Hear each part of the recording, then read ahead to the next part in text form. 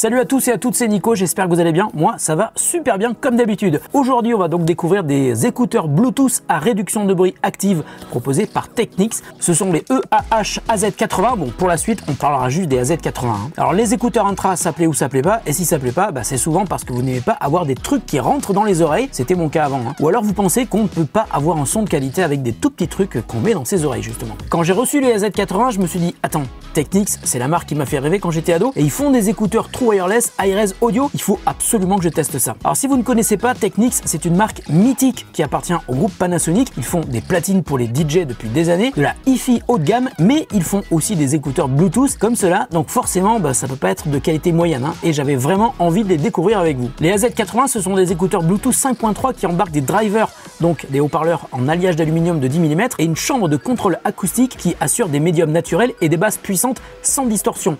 Les AZ80 sont compatibles avec les codecs AAC, SBC, mais surtout LDAC, ce qui permet d'écouter du son en Hi-Res Audio jusqu'en 24 bits à 96 kHz. Pour accompagner ces écouteurs, Technics propose une appli qui s'appelle Audio Connect. Avec l'appli, on peut configurer et accéder au réglage des écouteurs et ils sont très nombreux, on verra ça en détail. Les AZ80 proposent d'ailleurs 3 modes d'isolation: réduction de bruit activé avec le niveau de réduction qui est réglable, réduction de bruit désactivé et son ambiant. Pour la physiologie du son, l'appli de Technics intègre des profils de son et un égaliseur personnalisable selon vos goûts.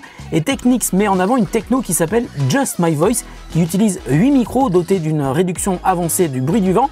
Elle permet d'isoler et d'amplifier la voix tout en réduisant au maximum les bruits environnants. Et puis pour contrôler votre musique, les écouteurs sont dotés de commandes tactiles sur la partie extérieure des écouteurs. Elles vous permettent de contrôler la navigation mais aussi le volume. Et puis bonne nouvelle, ils sont compatibles multipoints jusqu'à 3 appareils. Et ça, c'est une question que vous me posez souvent quand je teste des écouteurs. L'autonomie annoncée est de 7 heures quand on écoute en AAC ou SBC et 4 heures quand on écoute en LDAC ou quand on passe des appels audio. Le boîtier permet de recharger complètement les écouteurs 4 fois, ce qui nous fait un total maximum d'environ 25 heures d'écoute audio. Le boîtier est d'ailleurs compatible avec la recharge sans fil et ça tombe bien, j'ai reçu une base de charge sans fil de la part de Technics, donc merci à eux. Enfin, le prix 299 €, c'est pas donné, mais je vous l'ai dit, Technics, c'est du haut de gamme. Alors attention, on arrête la musique, unboxing et on va voir ce que ça donne. Enfin, on va surtout écouter ce que ça donne.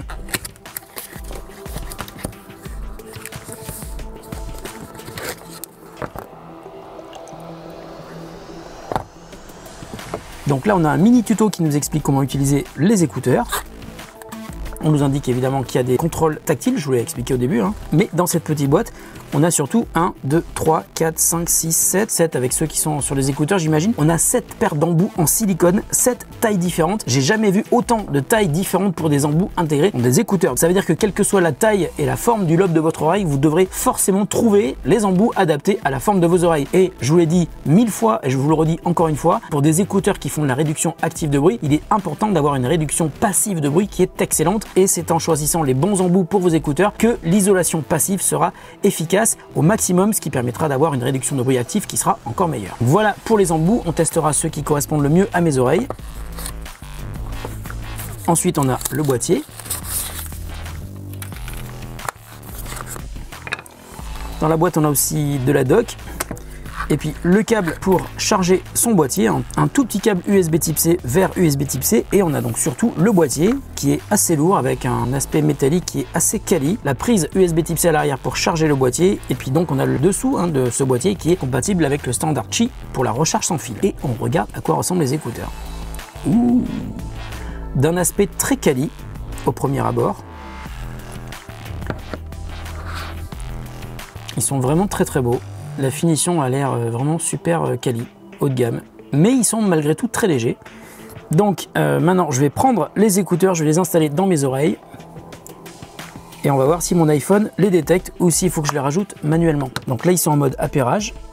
Alors la sonnerie est-elle répétée dans les deux écouteurs? Oui. Donc maintenant, je vais aller me connecter en Bluetooth aux écouteurs. Hop, ils sont là, AZ80. Je reviens sur l'application. J'espère que vous m'entendez parce que je suis avec la réduction de bruit activée et je n'entends strictement rien de ce qui se passe autour. Ok, j'accepte et je fais la mise à jour. Ah, c'est chiant parce que quand il y a des mises à jour, c'est jamais très rapide. Ils se sont connectés tout seuls à mon iPhone après que je les ai évidemment appairés en Bluetooth, et on a un petit tuto qui nous explique comment utiliser l'application. Donc mes écouteurs sont à 90 et 85% de batterie l'un et l'autre. Le boîtier est à 40%, 100%. Et il faut que je vous avoue un petit truc, hein, c'est que quand je les ai ouverts tout à l'heure, il n'y avait pas de batterie et je les ai mis à peine 10 minutes et ils sont déjà 90% de batterie. C'est assez hallucinant. Donc ils chargent d'abord les écouteurs et ensuite le boîtier. Donc ça c'est pratique. Comme je vous ai expliqué tout à l'heure, je n'entends rien à l'extérieur parce que je suis en réduction de bruit 100%. Régler la détection de bruit avant utilisation. On peut contrôler le son ambiant. Donc je suis en mode de réduction de bruit activé et effectivement je perçois le bruit de la clim et quand je monte, ah, je n'entends absolument rien du tout, c'est bluffant. Ok, maintenant je vais le désactiver complètement. J'entends la clim, j'entends aussi les voitures qui sont dehors. Et maintenant je vais activer le son ambiant.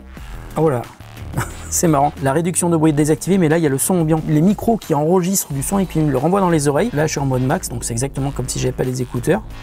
Je le mets au minimum, c'est-à-dire qu'il n'y a pas de son ambiant, c'est comme si j'étais en mode réduction de bruit activé. D'ailleurs, quand on se met en mode ambiant, on a deux possibilités, soit en mode transparent, c'est-à-dire qu'on entend tout de manière assez homogène, et si on se met en mode attention, il va booster les fréquences médium pour pouvoir nous permettre d'entendre mieux quand il y a des annonces dans l'avion, dans le train, ou des gens qui sont à côté de vous. Je vais remettre sur transparent en manière classique, et je vais mettre sur réduction de bruit activé. Alors, dans l'application, qui est assez complète, sur le premier écran, donc on a le niveau de batterie, et vous voyez que ça baisse assez violemment, là, je sais pas si c'est normal, mais ça fait à peine 5 minutes que je les ai mis. Ils sont passés de 90 et 85 à 81 et 71. En même temps, c'est vrai qu'il y avait très peu de batterie dans les écouteurs. Le mode direct, c'est un equalizer flat. Soit on se met en boost de grave, en super grave. Focus sur la voix, donc les médiums sont vers le haut. Les aigus sont vers le haut. Et en mode dynamique, où là, c'est un petit peu un equalizer pour écouter de la musique un peu urbaine. Avec des basses qui sont boostées, les aigus qui sont boostés, les médiums qui sont un tout petit peu boostés, mais avec les entre-deux, entre les médiums et les aigus, qui sont à la baisse. Puis on a un mode personnalisé qui permet de choisir l'equalizer exactement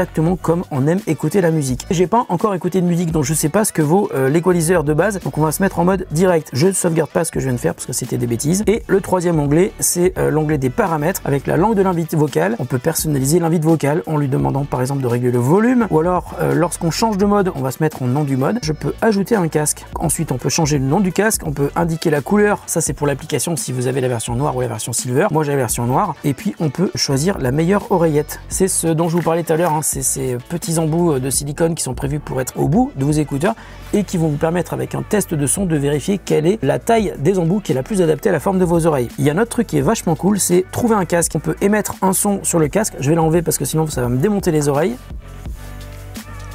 Il me le précise d'ailleurs, hein. Vous avez bien enlevé le casque. Le son est progressif, hein, ce qui est pratique pour pouvoir retrouver ses écouteurs sans déranger tout le monde. Ok, on va couper le son. Maintenant, on va activer. On autorise l'accès à la position. Ça veut dire que ça va vous permettre de pouvoir retrouver les écouteurs lorsqu'ils ne sont peut-être pas dans la même pièce que vous. Si vous les avez oubliés chez vous, par exemple, c'est une super bonne idée. Très bien. Ensuite, mise hors tension automatique. On peut toujours activer, donc il se mettra jamais hors tension. Toujours activé, il se ne met pas hors tension, mais on peut mettre en mode de veille à 5, 10, 30 ou 60 minutes, ce qui permet d'éviter de bouffer toute la batterie lorsque vous n'écoutez pas vos écouteurs et surtout qu'ils ne sont pas rangés dans le boîtier de charge. Et puis le capteur de port de casque, ça c'est parfait, hein. On met la lecture en pause lorsqu'on enlève les écouteurs, on reprend la lecture quand on les remet dans les oreilles au-dessous d'une minute. Pendant que le casque est retiré, on peut aussi décider que les commandes tactiles ne soient pas activées. Donc c'est-à-dire que là, maintenant, si je fais quoi que ce soit sur les écouteurs, ça ne marche pas parce qu'ils sont pas dans mes oreilles. Ou alors on peut aussi activer les commandes quand on n'a pas les écouteurs dans les oreilles, mais c'est tellement logique de les désactiver quand elles ne sont pas dans les oreilles que je vais le laisser comme ça. Ok, donc vous le voyez, une application qui est quand même ultra complète. Mais avant d'écouter de la musique, je voudrais quand même vérifier un truc sur le son. Dans mode de connexion, on peut définir la priorité de la qualité du son. C'est-à-dire dès que c'est possible, si vous écoutez par exemple des plateformes haute résolution comme Qobuz, ben, vous pourrez activer le LDAC. Donc le LDAC, c'est ce fameux codec avec une bande passante qui est ultra large et qui vous permet d'écouter du son en très haute résolution en audio sur les plateformes évidemment qui sont compatibles. Ou on peut donner la priorité à un codec beaucoup plus stable, donc SBC ou AAC. Ben, je vais le laisser sur LDAC pour l'instant. Ensuite, le multipoint, on peut activer un seul appareil, donc c'est-à-dire qu'on désactive le multipoint, un deuxième appareil et jusqu'à 2 appareils, on est toujours en LDAC.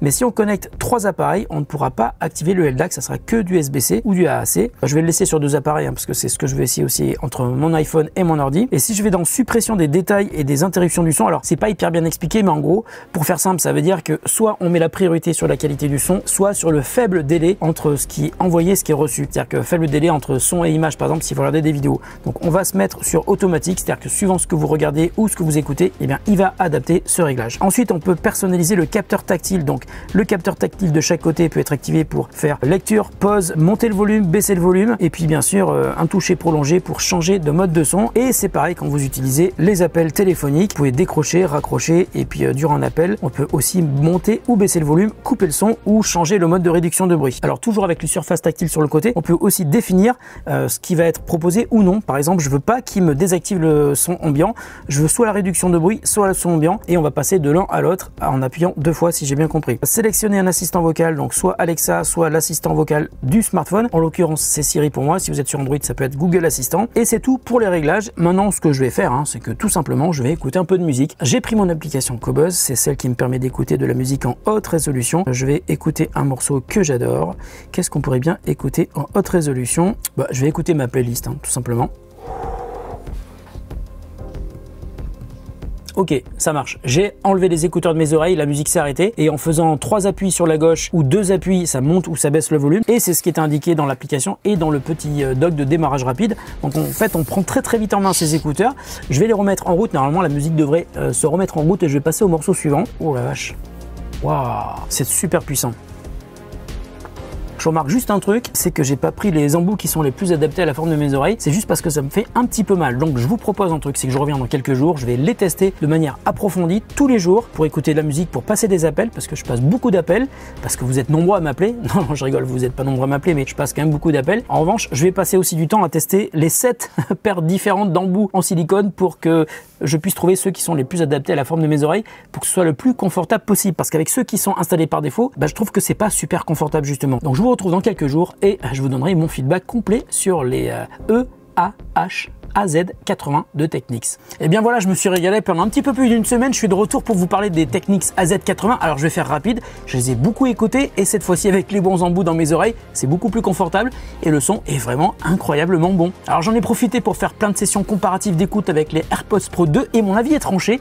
Les AZ80 sont meilleurs sur le son, il y a plus de basse, plus d'ouverture sonore, les instruments se détachent mieux, c'est indéniable, et sur des morceaux où les infragraves sont très sollicités, ça ressort beaucoup mieux sur les AZ80 que sur les AirPods Pro 2. On peut aussi personnaliser le son en profondeur avec l'application, comme je vous ai montré. Et puis les AZ80 ont aussi l'avantage d'être faits pour la musique haute résolution, et ils sont donc compatibles avec le codec LDAC, ce que ne permettent pas les AirPods Pro 2. Donc pour une utilisation purement musicale, si vous hésitez, n'hésitez pas, les AZ80 sont vraiment super bons. En revanche, sur tout le reste, c'est mieux chez Apple. La réduction active de bruit, la qualité du mode ambiant, la qualité audio des appels, sur tous ces points, les AirPods Pro 2 sont meilleurs. Donc posez-vous la question, quel est le point le plus important pour vous si vous achetez des écouteurs? Un focus sur la qualité musicale ou un équilibre et une polyvalence sur toutes les fonctionnalités proposées par les écouteurs? À vous de voir. Enfin, à vous d'entendre plutôt. Dans quelques jours, je vais commencer mon test des Sony WF-1000XM5, il me tarde, et je sais que le comparatif entre les Sony et les Technics sera super intéressant car ils proposent beaucoup de performances communes. On en reparlera sans doute très bientôt. Voilà, c'est la fin de cette vidéo. Si les écouteurs Technics vous intéressent, je vous mets un lien en description, c'est un lien affilié. On se retrouve très bientôt pour une autre vidéo sur The Grand Test. Salut à tous et à toutes, et bonne journée.